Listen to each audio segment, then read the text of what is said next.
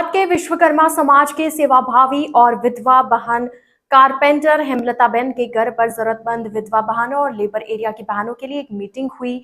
हेमलताबेन बहनों की बातें सबको बताना चाहती थी। बिना इनकम प्रूफ के क्या हाल है, इन बहनों को बिना इनकम प्रूफ के माना जाता है। इन लोगों का काम रोक दिया गया है और सरकार को बता दिया गया है लड़कों के नाम पर इनकम प्रूफ है। अच्छा होगा अगर सरकार इसे रोक दे और पहले जैसा कर दे। बहनों के नाम पर इनकम प्रूफ बनाने का प्रपोजल दे रहे हैं ताकि बेटे अपने माता पिता के इनकम प्रूफ न रखें। इन लोगों को बुढ़ापा पेंशन न दे, वे लोग फंस गए हैं।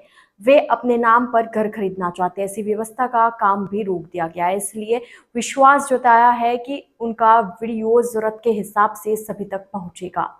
जय श्री कृष्ण। हूँ कैलासबेन सिंगरवाથી आया छे। अमे अमारी तकलीफ ये छे कि अमारा घरवाळा रिक्शा चलावे अने हूँ घरे काम करूँ अने छोकरा नाना है पण मारी तबियत हारी रहती नहीं। बार बे ऑपरेशन कराया है। हूँ पोतुं करवा जाऊँ पण तबियत हारी रहती नहीं। कचरा पोता करवा जईए अने आ बेने अमने बोलाया कि हाँ आवकनो दाखलो નીકળતો નહીં, છોકરાઓને ભણવામાં સાહેબો આવકના દાખલા માગે, એવી રીતે છોકરાની સર્ટિફિકેટ માગે અને આવકનો દાખલો પણ આવકનો દાખલો નીકળતો નહીં। હવે અમારા છોકરાને ભણાવવા કેવી રીતે?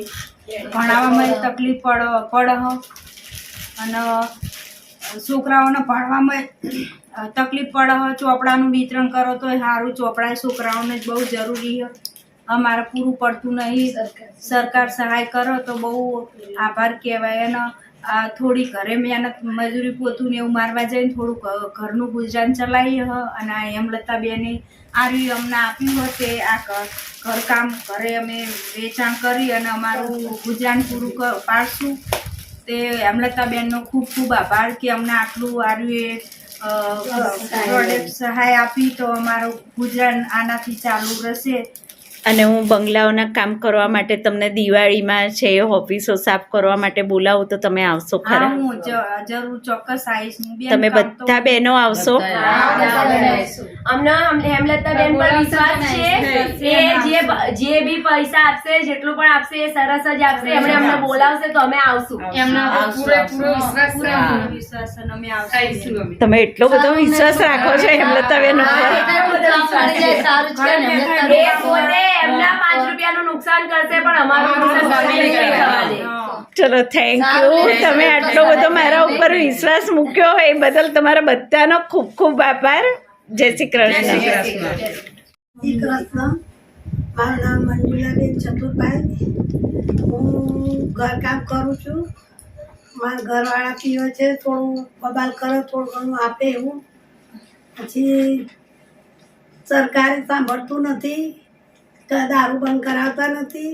દારૂવાળાને ત્યાં ગઈ તો એમને મેં કીધું તમે આ દારૂ બંધ કરી દો તો મારા ઘરવાળા ઓછું કરી નાખે, બંધ કરી નાખે।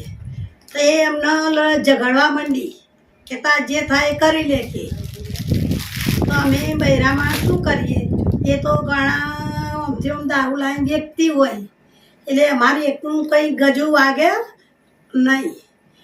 તો પછી મારા ઘરવાળાને ઘરે જઈને બોલી, કીધું તમે આટલું પીવો, હું લડીને આવી।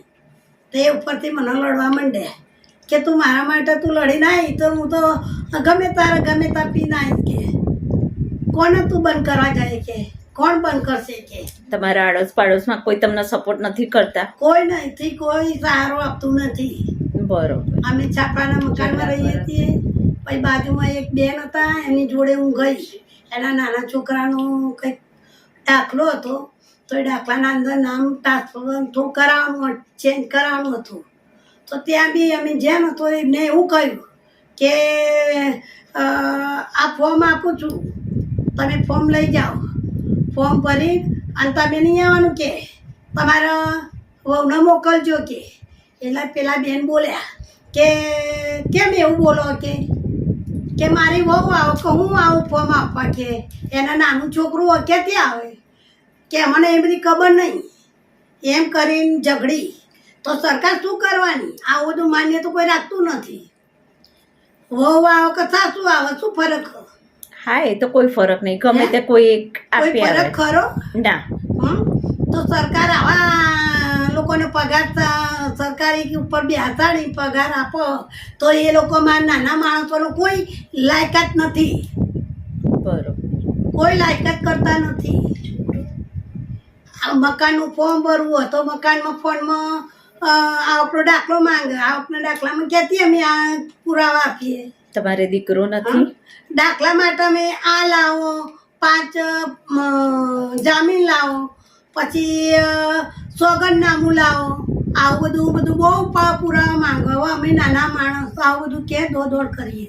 કોના જોડે જઈએ? અમે ઓછું ભણેલા, અમને કોઈ સરખો જવાબ આપે નહીં. તમારા જોડે કોના જોડે જવાનું? જવા જઈએ તો આવું આવા જવાબો આપે. બરોબર. હા, તો કે નરેન્દ્ર મોદી સાહેબ કે બધું ઘણું આપે, કે મકાન બહાર પાડો, પેલું કરો પેલું કરો. તો નરેન્દ્ર મોદી મકાન બહાર પાડો તો કેમ લાગતા નહીં? આજકાલ કરતા અમે 20 વર્ષથી મકાનનું ફોર્મ ભરીએ.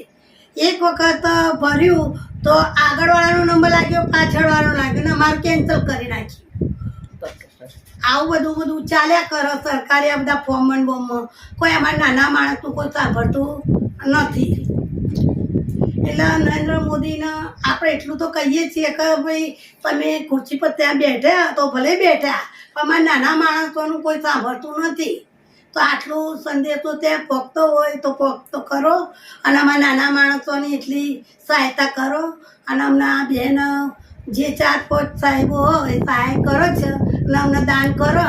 અમે બંગલાના કામ કરીએ, થોડું ઘણું આઘું પાછું કરીએ, ઘર ચલાવીએ, અને થોડું એ આપે તો અમારા ઘરનો ગુજારો થાય છે. જય શ્રી કૃષ્ણ.